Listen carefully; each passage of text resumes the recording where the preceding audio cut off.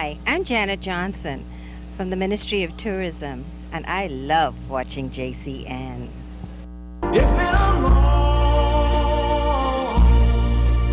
long time coming, but I know. Welcome back.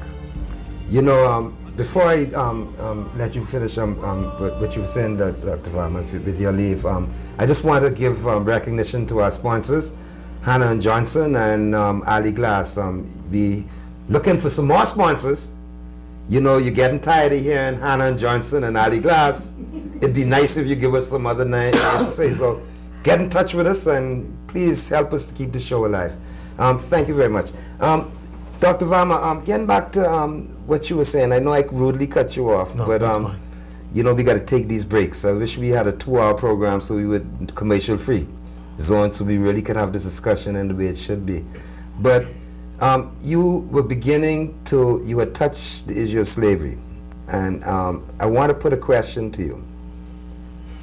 The slave experience that we have experienced throughout the diaspora, this has had a disempowering effect on all of our people, and in terms of the resurrection of their minds. And you know, you mentioned Marcus Garvey, and we've had Malcolm X, Dr.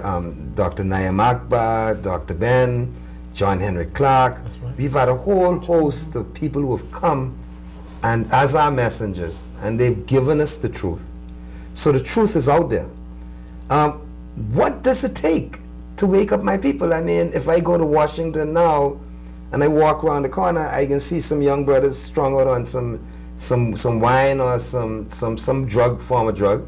If we go around the corner, I mean, we were just talking about it before show, you're going to see some of our brothers strung out on alcohol or cocaine or something and getting off, what they say getting off, but not liberating their minds.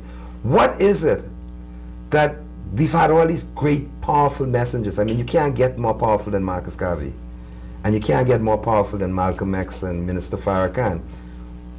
What will it take? Well, it takes to end this fairy tale. Well, here's the reality. What did it take to put us in this situation?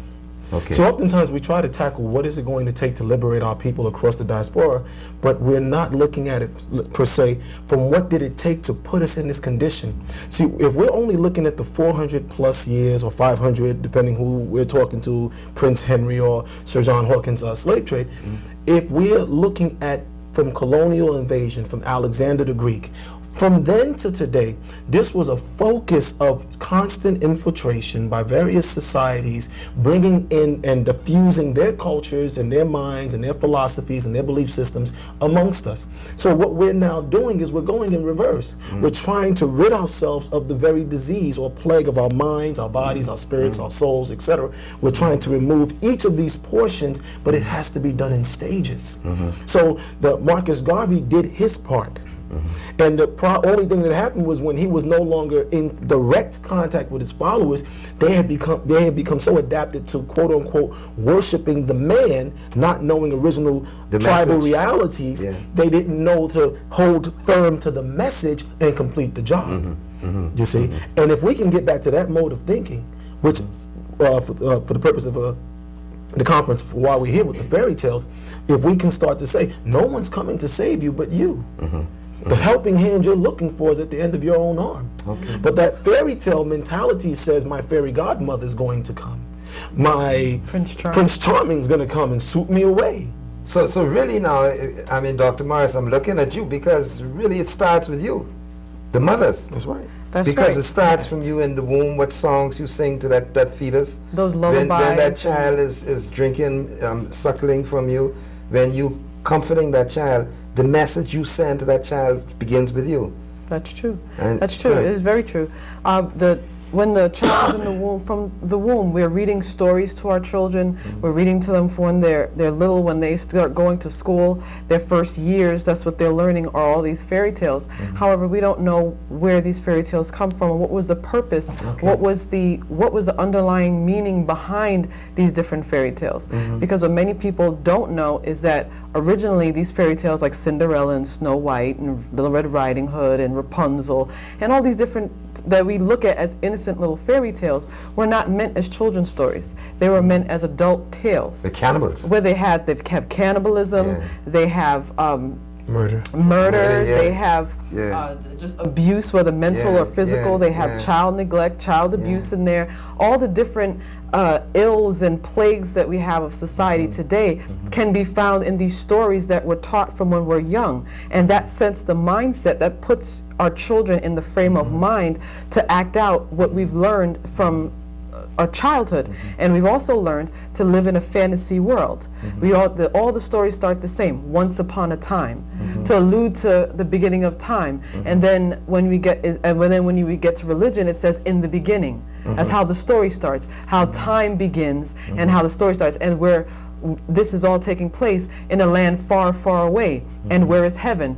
Further than the furthest star. The same concept that you're learning again. And all the stories end with happily ever after, or when you die, in whichever religious background, you're going to go off to heaven. Yeah. And so that sets the mode for you to have a religious mind in accepting anything that is not tangible, but you're accepting it. It puts you in that frame of mind, and not to question it, but you have these hopes, and you go throughout your life hoping that these incidences in these tales, that no matter how bad life is going to get, someone, either your fairy godmother or Prince Charming, is going to come and save you. On a white horse, then. On a white horse. Yeah. When Prince Charming, the word charm itself means to bewitch or to trick. And so it's teaching young girls that some guy that you never met before is going to come and trick you and take you off somewhere. And it teaches young boys that when you're having relationships with young women, to trick them into having relationships with young women. And in every fairy tale has different women, but they all have Prince Charming. So this one Prince Charming is in every tale. And every female is looking for this perfect, this great, this handsome. He's handsome, he's rich, he's perfect. He treats her like she's gold itself.